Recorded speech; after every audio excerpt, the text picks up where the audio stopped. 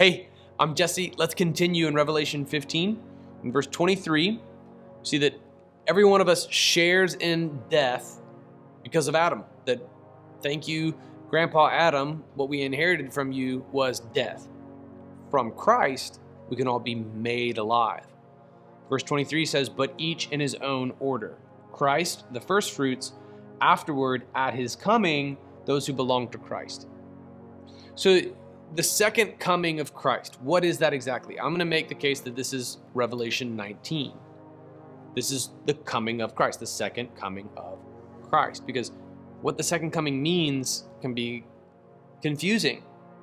Is it that there's this thing called the rapture? We're going to talk about the rapture, and then Christ comes, and those are different events. Are those two one and the same? And what about the day of the Lord? Is that a third event? Or are all three of these the same thing? Like the rapture and the return of Christ and the second coming and the resurrection, and then where does all this fit? Here is the second coming of Christ. I believe that this text leaves no doubt. And I saw heaven open, and there before me, this is Revelation 19:11, and there before me was a rider on a white horse. Its rider was called Faithful and True. With justice he judges and wages war. His eyes were like a fiery flame, and many crowns were on his head. He had a name written that no one knows except himself.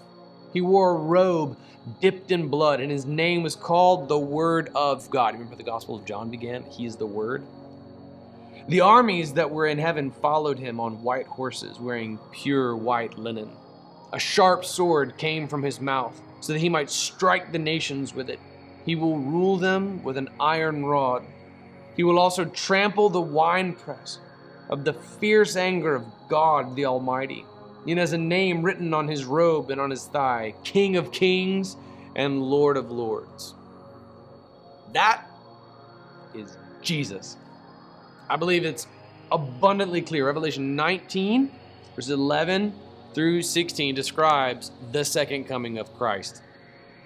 So when we come back to chapter 15 of 1 Corinthians, verse 23, but each in his own order, Christ the first fruits, afterwards at his coming, those who belong to Christ. Then comes the end, verse 24.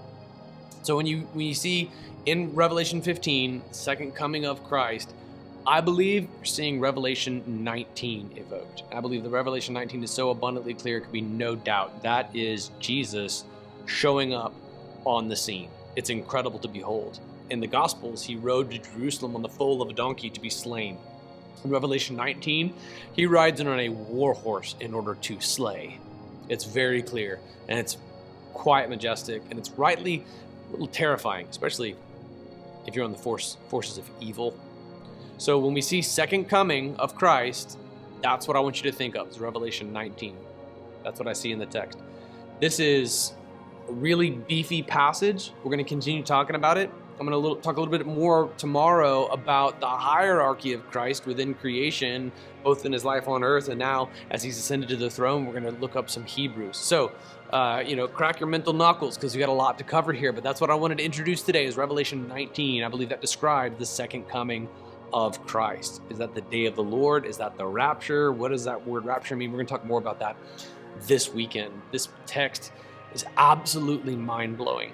And again, like we talked about yesterday, I want you to take hope in it because it puts everything under the feet of Christ. And I can think of no one better to rule and to reign than my Jesus. There's hope, my friend. No matter how crazy your day is, no matter how nuts like the world scene is, all of it's going to be placed at the feet of Jesus one day.